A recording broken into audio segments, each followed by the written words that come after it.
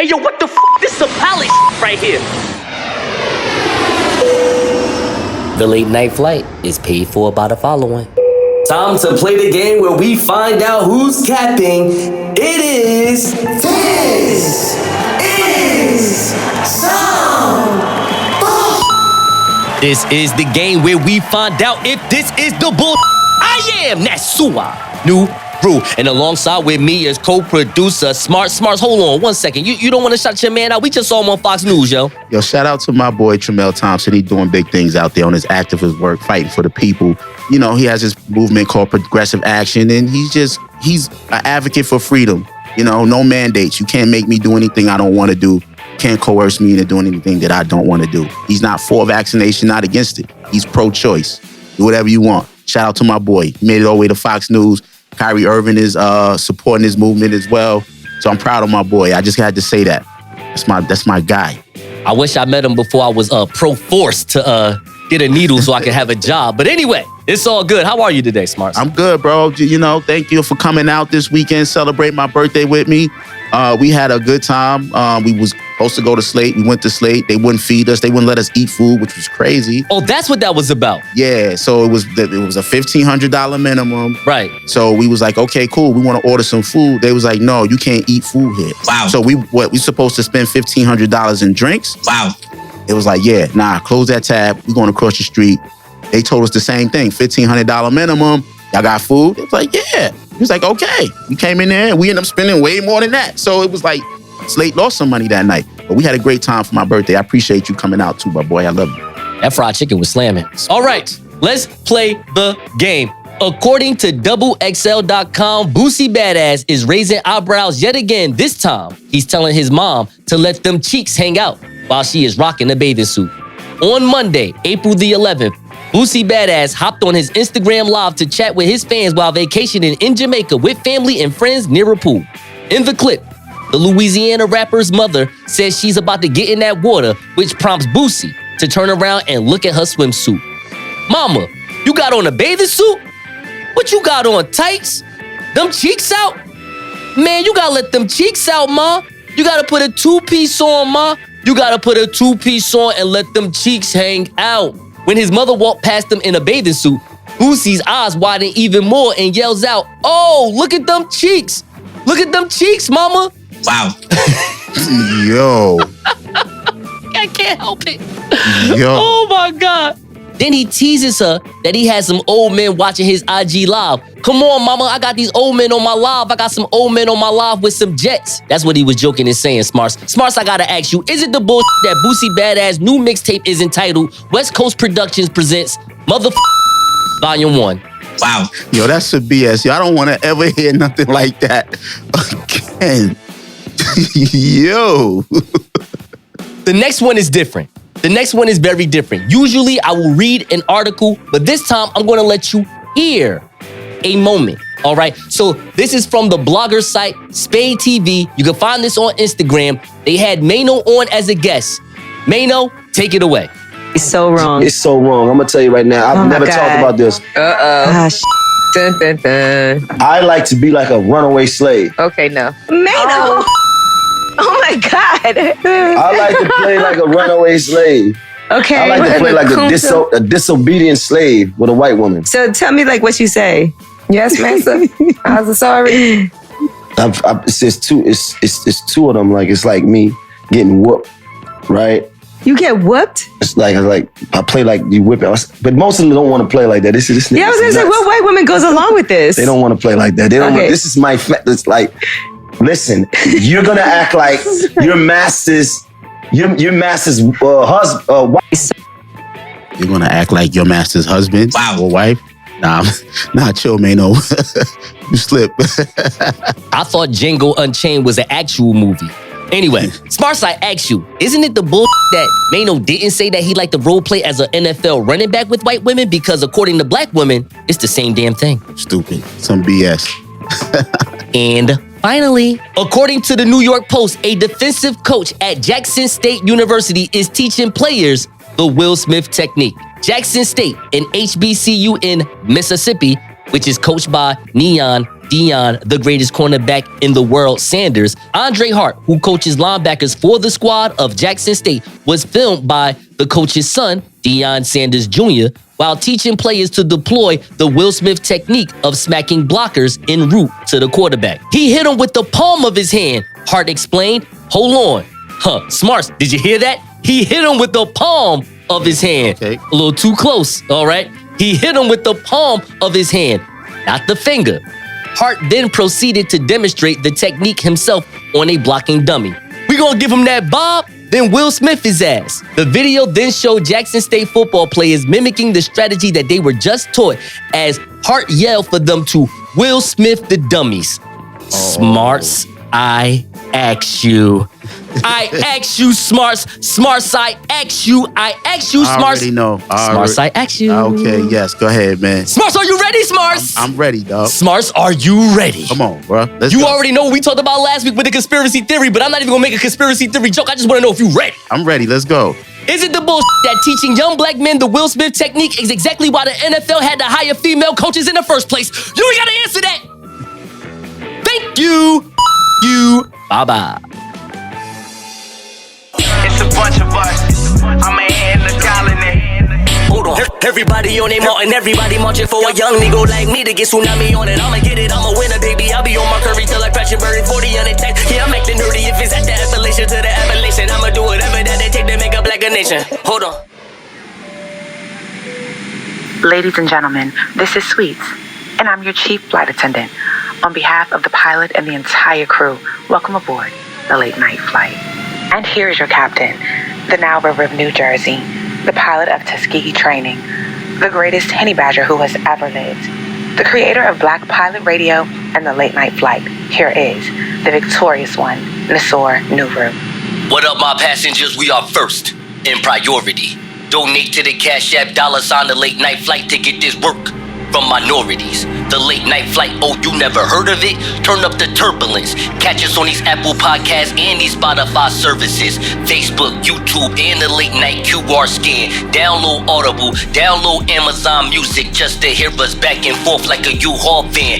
Hey, I started out not ahead of you. Now look at me, young pilot with the better view. Making sure you can hear all 86 episodes wherever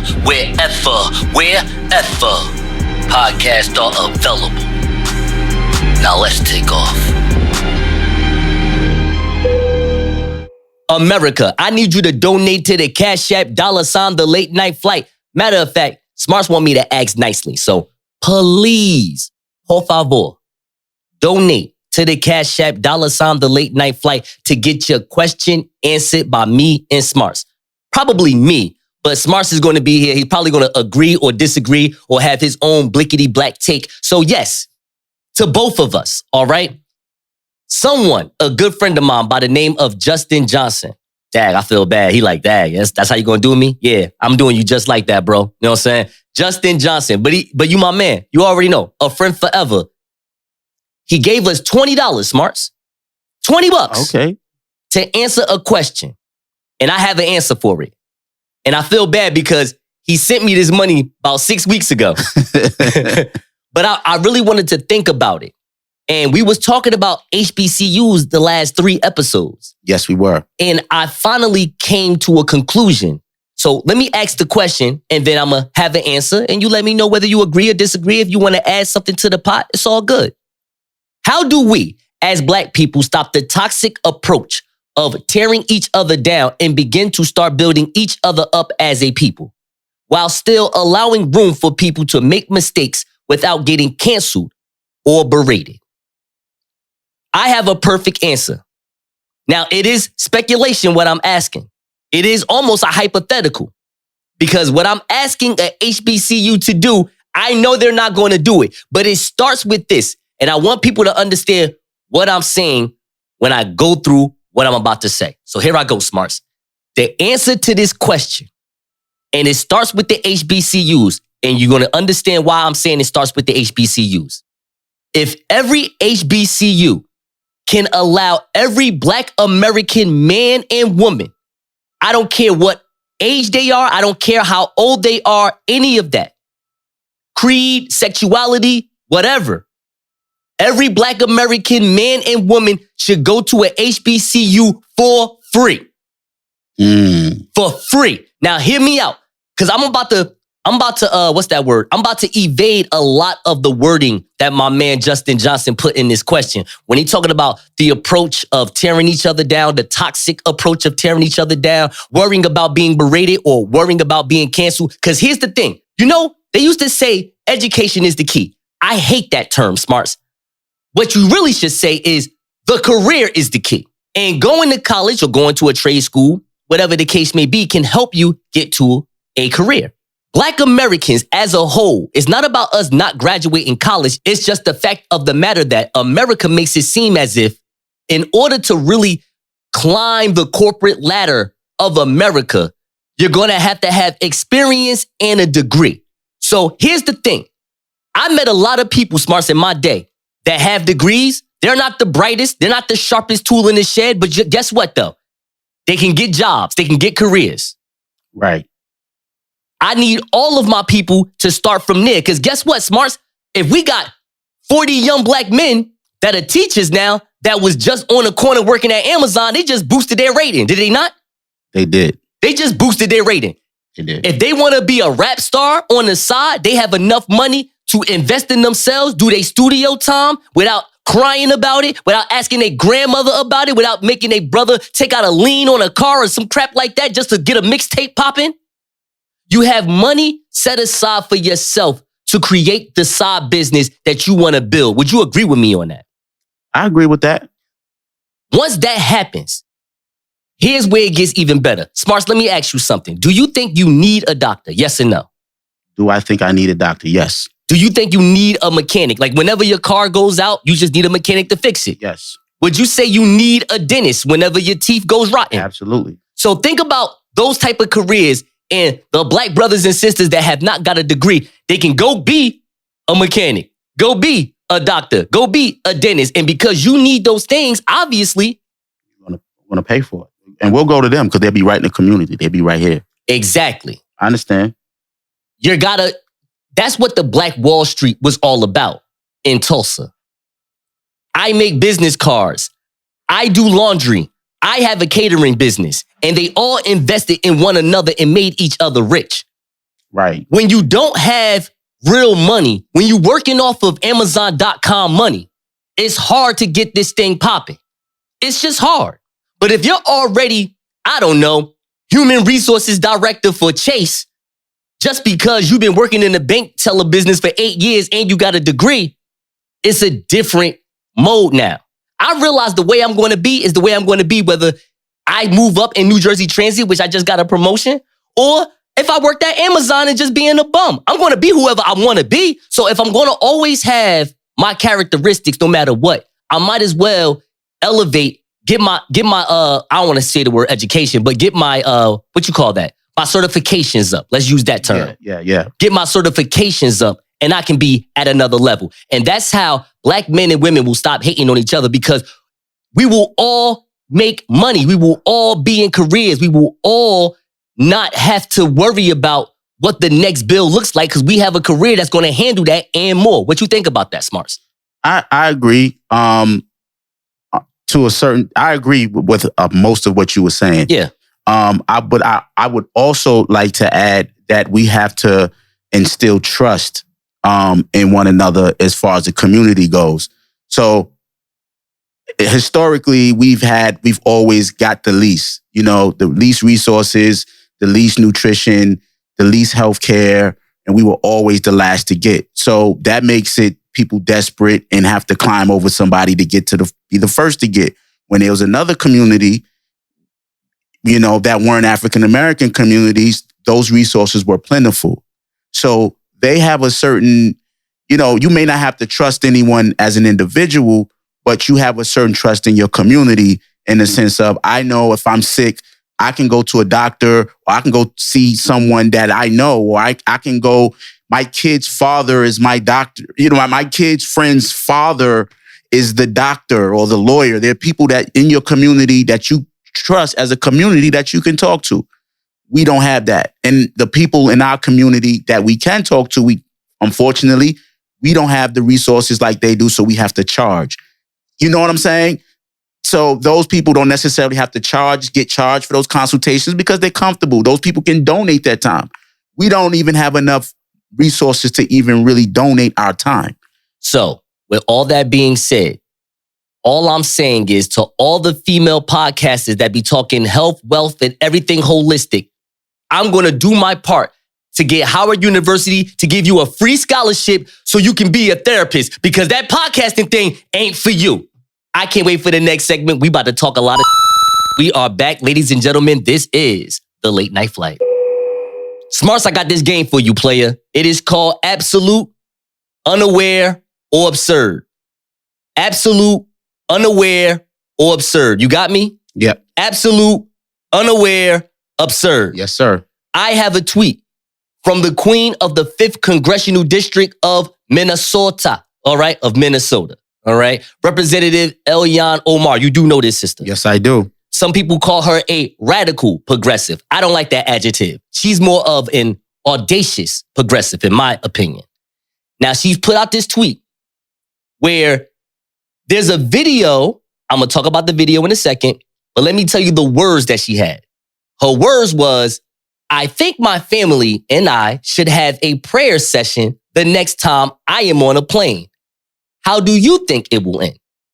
There's a video under this Twitter caption where there is this, I don't want to use skin tone, but he's definitely a white American that is strumming his pain on his guitar 30,000 feet in the air. Okay. On what the young kids call a bird or a plane. And there is, in my opinion, some mixed reviews. You have some younger people that's on this plane taking pictures of some entertainment, as one may do now in these days. And you got some older people that's looking like, what the hell is going on here? I am too conservative for this new stuff that's going on. And she posed the question, as a Muslim American woman in this country, does she think, well, not does she think, but she thinks her family and herself should have a prayer session next time that she's on the plane. And she asked the people on Twitter, how do you think this would end? So I'm going to ask you, Smartz, before I get into my spill, do you think this tweet is absurd? Is it unaware, or is it absolute? Now, before you get into that, okay, we have some people that replied to Twitter because, you know, people are foolish. People don't just take a moment to just look at Twitter or look on Instagram, look at Facebook, see a post and just say, maybe this is a topic of the day that I could talk to my coworkers or friends about, not actually use my Twitter fingers to reply and say vitriol, because that's what people do. People get behind those keyboards and they spit that vitriol. Yeah, that venom. That venom. Yeah. Don't even make no sense they don't even speak it in real life. They just wanted, it's just a reason. But here's the thing. These people are GOP candidates, though. Of course. Imagine that. So I do want to not talk about, but I'm going to give you 2 replies from 2 different Republicans, both black. I have to do it like that. Of course. Okay, let's go. Vernon Jones, a GOP candidate in Georgia, says, why do you hate Christians, Ilhan? If the freedom of religion we enjoy here in America disturbs you, feel free to pack your bags, head back to Somalia, Sudan, or wherever you from. That's what you say to her? Take your brother with you. I believe that's the brother that is alleged. We ain't gonna get into that, but that's the alleged thing. All right. That's what he tweeted, which is ignorant. That whole tweet, ignorant. Yep. Now I'm gonna do some woman on woman crime because I have to. Cicely Davis is a black American woman looking to take her seat in Minnesota's 5th Congressional District. Okay? Yeah. Cicely Davis is a black American woman who is not a Muslim, who is looking to take her seat in Minnesota, a GOP representative. I've actually met this woman. Well, not met her, but I have watched her on YouTube. Okay. And I just got to be honest with you. She doesn't stand a chance, okay? She's out of here. Listen, when you have only 100 views on any YouTube thing you got going on right now, I don't even care if you're not popping as like some type of YouTube personality, but you're running for a seat. But she spoke enough to make news. She spoke up at the right time to give her some, give her a look. So she's getting a look. So, okay. Let me go ahead and give you what she said. She said, Qatar, a country you're very familiar with, plays Islamic prayers on the intercom before takeoff on their planes. They have a designated prayer area and coordinates for Mecca that are posted on the screens. And then she later accused Representative Ilhan Omar for hating Christian, Jews, and lots of Muslims. Right. Okay. Now, I was almost with her for a second. As far as just making a point. Okay. All right? Yes. But before I get into what I want to say, whether it's absurd, absolute, or unaware, you let me know what you think. Well, I'm going to start off, just answer the question. Her tweet was absolute. And I'm going to tell you why. Okay. This country is a Christian country by the most part. And anything that may even look or appear to be anti-Christian, everybody's going to jump on it. Even though this is the United States and you are supposed to have the freedom of religion. So the point that she was making is if a Muslim family decided that they want to pray on a plane, they're probably going to cause a panic because everybody's going to run to the terrorist stereotype. We knew what she was saying. Everybody else that has something to say, the first thing I'm going to say, America loves black on black crime. I'm going to tell you that. So what that was, all of that was just black on black crime, period. Right? We're not going to get into anybody's political affiliations because everybody has a right to have their side of, be on their side of their ideologies, on their politics. But when you start talking about people's religion, it doesn't make any sense for you to attack anyone. Now, when you talk about Qatar, it's Qatar. It's Qatar. It is not America. It doesn't have the same laws as the United States of America. It's a totally different country. You might not even, right? I flew Air China, bro. I couldn't speak out of turn on a flight. I thought they was going to kick me out of the door, man. As soon as I complained one time, I thought they was going to throw me out of the hatch or something. You know what I'm saying? So, hey, it's what she was saying was absolute. Anybody with any kind of sense or common sense knows what she was saying. It's always an opportunity to jump on her because she's a lightning rod, period. I'm not going to lie to you. I agree with you. Okay. Now, I'm going to also not lie to you. That's fine. I'm going to also say something different though. Okay, cool. So it's similar. Probably a different approach. Gotcha. I'm going to say unaware. Okay, cool. Hear me out though. So let's start with what you just said about the country. Mm-hmm. If you go on Wikipedia, for some dumbass reason, every country wants to let you know their religious affiliation. There you go. All right. So if you go to Saudi Arabia, Islam. There you go. You go to UAE, Islam. Islam. You go to America, Christian. There you go. Now, hear me out. I want to talk about a couple of countries. Do you know Nigeria is kind of have like a in between? Yes. It's 54% Muslim, according to Wikipedia in 2018.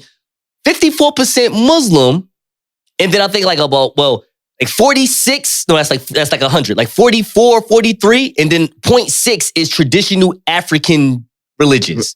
Okay, so basically it's kind of like neck and neck for the most part. Mm-hmm. So there's no heavy bias of one religion.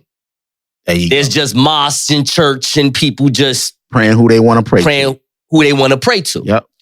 In the United States of America, whether you think this is good or bad or indifferent, I'm not here to have that conversation with anyone. This is a Christian country. Yep. And unfortunately, when you say these two numbers, it's going to let you know this is a Christian company. You know what the numbers I'm about to say, right? It's probably like 80%. No, I'm talking about 9/11. Oh, yeah.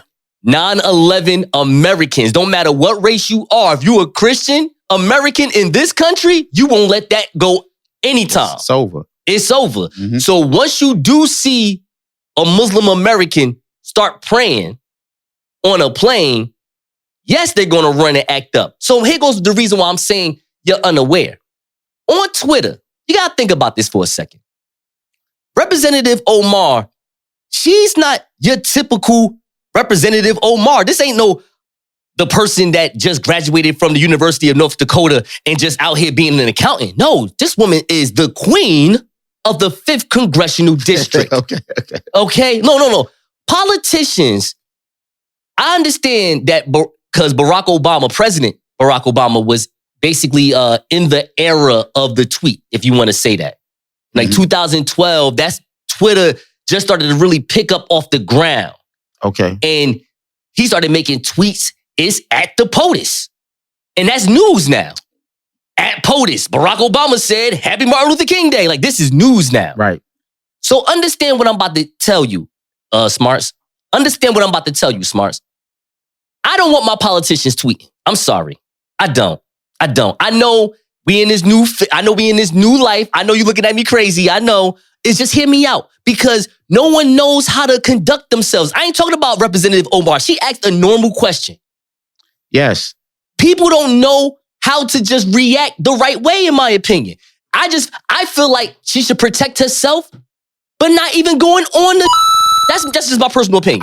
I hear you. I hear you 1,000%. You know, that's all I'm saying. I know. Like, she already has the seat. I hear you. She don't need Twitter no more. Like, she already has it. I hear you. Why even speak on that when there are not people with that energy to be open-minded and understand what she's actually saying? Because I just think those voices need to be heard, especially when you're voted in by your constituency and you represent a particular group of people. She represents a population that's, you know. You can have a town hall. You can have a lot of different things to show to your fan base, I understand that. But a tweet, if you had a town hall, it would be a video, anti-political campaign video on the other side that they'll use as a visual commercial against you. But, so a tweet is something that'll light a match and it'll fizzle out real quick. But it puts the idea and the thought in the ether. You understand what I'm saying? The tweet, when it comes from a politician, does not fizzle out. It stays for a while. They have news on her today. This happened 2 days ago.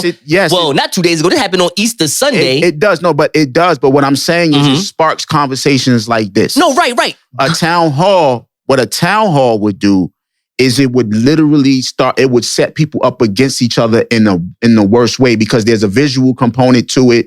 There's just more shock of, oh, they got these people, like they do with Donald Trump every time he say something at a fundraiser or something like that. You know what I'm saying? You know who I am. You know how I am. I'm about presentation. The town hall just is more political. It's more of that stance of I'm coming as a representative and ambassador for America. When you're on Twitter, you come off as an ambassador for yourself. But the GOP is not going to swing it that way. It'll be an anti-Christian rally. You understand what I'm saying? But when you have let's say you have a Republican that's a radical. Not saying she's a radical. I'm just saying Democrats will do the same thing. Yes. It's a mudslinging affair. So all I'm saying is present yourself in a manner that still seems, in my opinion, congressional, presidential.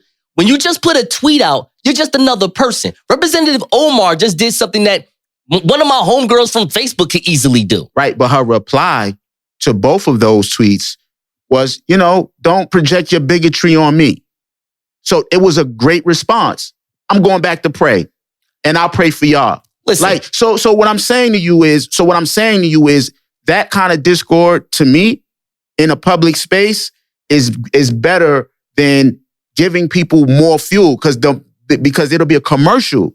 Like, you can put a tweet in a commercial as many times as you want. It's going to bore people. But if you got a visual presentation of people sitting around and listening to this type of rhetoric, it's going to fuel a different type of energy. I think it'll fuel a more professional energy. Okay. What the that pilot right here. Before we get into our speculatory behavior, I like that term, Smartz. Yeah, dog. You know what I'm saying? I coined that. Just go ahead, dog. We have it. You did that. No, you did do that. I am going to take it. Coined it. I'm going to take it, run with it. That's right. You coined it. I'm going to put it in the bank. No problem. There you go. All right. Speculatory behavior. This is our speculation segment where instead of just giving you facts and opinions based on some facts that we gathered, we're going to just full on just assume. We don't care. That's right. We're going to just figure this out on our own, because some of these articles you read online, they don't care either. They don't. They want to give you some vague. We're going to give you some vague. But we're going to tell you ahead of time. So in DeKalb County, Georgia, a liquor store that's in this county burst into flames on Easter Sunday morning when a young sister by the name of Jessica McDaniel told the officers she was trying to turn onto Brockett Road at a high speed rate.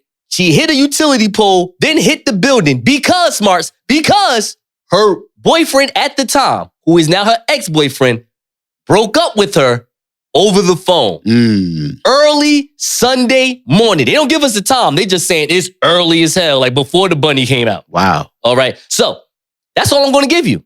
Because that's all it really has. Wow. So we get to speculate what happened. Not only that, the best thing is you get to speculate. You get to speculate what the this dude said to her that had her crash into a building. Yo, so I think he got access to her DMs, dog. Oh. And I just think it was crazy. So he called her up and he started reading all the DMs that she had while she was on the phone, while he was breaking up with her. And she couldn't take hearing all the sketchy thought behavior that was going on with her in her DMs. Matter of fact, it could have been a Snapchat, one of those, and she couldn't take it no more. And she just was trying to get to him as fast as she could because he had the access to the phone, and she just lost control of the car and jumped into the liquor store. Either that or he told her he was leaving her because for her friend and her friend's pregnant, something like that. Remember the era of the late night flight when Natasha was here? Yeah. And there was a Netflix movie that we watched together. We made a joke about us watching it together, and we had our pajamas on. I recall. But we was on Zoom, and everybody was like, "Hey, y'all." Yeah, I remember that. And I'm like, "No, we're just in Orlando." I remember that.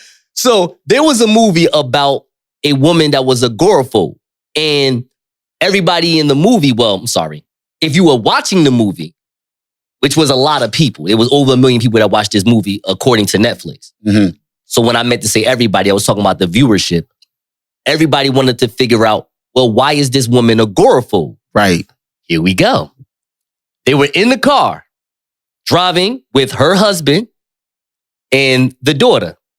The husband was actually Anthony Mackie. Remember, you know him, right? Yes. From all the Marvel movies. So what happens is someone's calling on the phone. Anthony Mackie is telling the agoraphobe, hey, answer it. She doesn't want to answer it. That's right. Yeah. So here's what happens. While she's not trying to answer the phone, but he's trying to make her answer the phone, the daughter in the back, they crash the car. Guess who survives? The agoraphobe. The agoraphobe. Over a secret. She never wanted to leave the house again because of that. Right. So in my mind, something, like it had to be that. First of all, it had to be thoughtness. Thought behavior, It's only thought behavior. No disrespect, ladies. I'm not calling this woman out of her name. She's not a slut. She's not a hoe. She's not a freak. She ain't got a different man every day of the week unless she's with this man. All that Instagram behavior, yeah. Period. Wow. Come on. All that behavior. Hey, yo, you terrible. You terrible. Said period. Come on now. That's not nice. All that behavior. It was the DMs for me. Wow. Uh-oh. Come on. All that behavior. Come on. He found all of that. He found all that. In the DMs. He started reading it off. She couldn't take it no more, bro. She was like, I'm going to have this woman on. We're about to leave this segment, but I'm going to have this woman on very soon. Her name is Maya Johnson. She's a military sister. She's in Japan right now as we speak. Mm-hmm. So the fact that I'm saying this out loud on this podcast, obviously I think a lot about this sister. And she has me watching this YouTube presentation because we're supposed to talk about this sooner or later. And it's about the evolution of desire. And she was telling me, and it goes along with this speculation, because she was saying to me, I was talking about my time with my ex-girlfriend and how at the end, I'm pretty sure she was talking to someone else. She always had a cell phone with her. And when someone was always calling, she took that call and got to a corner and started to talk. Yeah. But because we knew together that this relationship was about to end, I never challenged that anymore. I didn't care anymore. Right. Like I cared inside, but any care that I would show, it would be too little too late. Right. With all that being said, this is what this sister said to me. She said, yo, your job is to champion your own feelings, champion your own needs. You can't worry about her. Whatever she wants to do is whatever she wants to do. I agree with that philosophy. That's a smart person. And let me tell you something. This is why this woman that crashed this car should have been a single hoe. Now we're just speculating off. We're just going off my speculation, okay? Okay, everybody. This is not true. I respect the ladies. We're just having a good time here. I don't know what was going on her DMs, but if I were to create a story, that's what it would be. It would be the greatest story ever told. Hear me out though. The reason why I'm saying it, I'm not saying she's a single hoe. I'm being funny by term, of course. No, I'm just saying that statement comes from my story, which is not true. We have no idea. No, but this is the thing though. This is the thing. See, if this woman was single, I don't think no man would be able to have this woman crash her car. I understand what you're saying. You know what I'm saying? Like, I've been single for 7 years, and there's times where I'm like, yo, I really want to be in a relationship, until that woman said this to me about how I can't champion this other person's needs and wants. This person would just have to, because look, listen. I'm not saying I'm for polygamy. I'm not even saying I'm for monogamy, but I am for some mutual respect. Absolutely. You know what I'm saying? So it's like, if you have an idea that, yo, I'm not the only one you're going to have sex with in, let's say, a span of 8 years, because there may be a time where you're just not into me intimately, which can happen. And you may want to just have this occurrence or this affair with someone else because it'll revive your spirit or your vagina. I don't know, something. And then after that, you get to come back to me because you always been in love with me. I don't want that life. Because I'm going to say something to you to make it crash your motherfucking car. Wait a minute. Wait. So we got to wrap this up, right? We got to wrap this up because we're having too much fun. Yes. So I got one more question before we go. Okay, go ahead. This is about you're the other side of the phone. You're the guy. Yes. And thinking about your ex right now. Yes. Wouldn't you have wished that you were the one on the phone on the other side of the phone with one of your exes? No. I never want to see my ex-girl. I don't care what she did to me. I don't want her to just be like, hold on. Ah! Like, I would never want that. We want to send that question out on Instagram, like, or Facebook. Do you want to be the boyfriend or never mind. K-Slay is fighting, you know what I'm saying? He's a warrior. He's maintaining, and his mother just wants everybody to pray for him. I spoke to her, you know what I mean? I spoke to his mother last night and today, and she really don't want everybody to just be saying this, saying that. Only thing she wants, the message out there, is to continue to pray for him, and he's fighting through it. I got a K-Slay story. Let's hear it.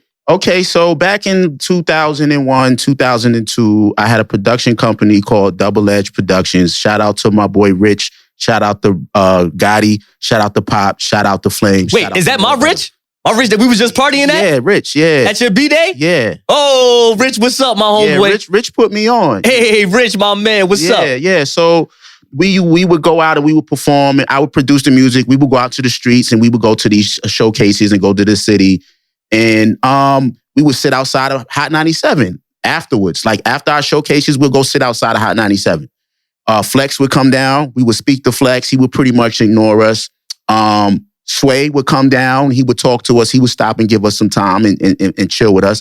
K-Slay would come down and he would speak. He would say, yo, what's up with y'all? What's going on with y'all fellas? Blah, blah. He's staying and having conversations with us and leave. So he saw us so many times. We was there all the time. Flex ignored us every time. Sway, we started hanging out with Sway from that. K-Slay gave me his number. Like, yo, give me a call. Like, bring your music. I got you. I'm going to play your joints. Da-da-da-da-da-da. Right? And I never forget that because he was so, like, welcoming and so humble. And he was on the radio. He was doing the Drama King. We would sit outside in front of Hot 97.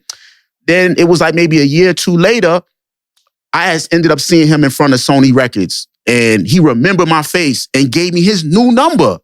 K-Slay, man. So that's my story. Like, that's my story. You know what I'm saying? He was everything that everybody say about him as far as giving people on the underground an opportunity. He was the one. You want to hear my story? Yes, let's go. So this woman that I got pregnant that wound up being a stripper, he also had sex with her. Wow. So there you go. Anyway, top 5, I'm not lying. What's up? I believe it. I believe it. Hey, Megan. Anyway, listen. Top 5 record execs that are named DJs. Now, the reason why I did it like this is because I don't necessarily know if DJ K-Slay is a DJ in that way. Now, he was a DJ. He was a DJ. Definitely a DJ. But as DJ K Slade, the character, he's more of that record exec. Like, I'm pushing Pat Poose. Nah, DJ K Slade was an actual real DJ. He put out mixtapes. He DJ parties. He put out music. He was a DJ. He developed into the record executive when he started getting these distribution deals and he started to work his way in. Sort of like when Clue and all of them started doing that stuff. So, yeah. Okay, so this is what I did. I have a top 5 of those type of DJs. Okay. As far as the success that they did outside of them being actual turntable DJs. Yeah. We're talking about record exec DJs. Uh-huh. So I have 5. I got a couple of honorable mentions. You want to hear them? Sure. Lady Luck. Yes, definitely. And I have Scoob Doo. Okay. I don't know who Scoob Doo is. DJ Scoob Doo. He done a lot of things in Jersey and New York. Okay. I know he had done some mixtapes with Redman. I know he done some mixtapes with Method Man. And he had a couple with 50 Cent. Okay. Scoob Doo. Well, I know in the hood of Newark, you talk about Scoob Doo a lot. Okay. That's why I'm giving that credit to DJ Scoob Doo. Now, hear me out. Here goes my 5. You ready? Go ahead. Number 5, DJ Who Kid. Is he a record executive though? I mean, this is what I'm saying. I think he's that DJ K Slade type of guy, or DJ Clue, that he's on that level. He the one that put out 50. Well, he ain't put out 50, but he put out hella 50 mixtapes. He put out hella 50 mixtapes. Okay. Hella 50 mixtapes. All right, cool. All right. Okay. Number 4, I got DJ K Slade. Okay. Number 4. Of course. Okay. We there. Number 3, DJ Drama. Okay. Yep. Lil Wayne, Jeezy. Now, you there. Gangsta Grills. Let's go. Gangsta Grills was something special. Let's go. Number 2, of course, DJ Clue. DJ Clue. Yes. And number 1, of course, We the Best. DJ Khaled, for sure. He surpassed him. I'm going to tip the hat up. You should have gave Clue number 1 only because Clue was the one that really kicked off the whole mixtape circuit with the DJs at the level that it was put out. And the fact that he was doing it with Rockefeller, the fact that it was with Desert Storm, it was with Ransom, it was with Fab, it was with Joe, it was with, you know what I'm saying? You got to give it to Clue number 1, though. I'm sorry. I'm not mad at that, so here's why I didn't do that. And I thought about that hard. I was like, Smartz ain't going, I don't know, Smartz might want to have DJ Clue as number 1 just because of the... DJ Clue made history as far as that type of DJ. He did numbers, though. He did numbers. He was going platinum, too. He went the professional 1 and 2. No conversation. Yeah. No conversation. Here's my thing with Clue that made me put DJ Khaled over the top. DJ Khaled took that deal from Fat Joe that 1 year, left, became a superstar. Okay. DJ Clue, here's the thing. And that's why he's number 2. He's still a legend. They tried to put him against Funkmaster Flex at that 7 o'clock hour and did the Desert Storm hour, and that flunked out like high school, dog. Nah, we're not doing that to my boy. Listen, man, facts are facts. It happened. Yeah, but, how well did Funkmaster Flex projects do? Listen, Funkmaster Flex projects is trash. There you go. Ain't no conversation about it. So what? He beat him at 7 o'clock. What did he do? Funkmaster Flex is going to be putting speakers on a geriatric bus at 80 working at Hot 97. He has a job for life. Thank you for flying the late night flight. Shout out to all the pilots who contribute to the fastest rising podcast. Hey, yo, what the f***? This is a pilot right here.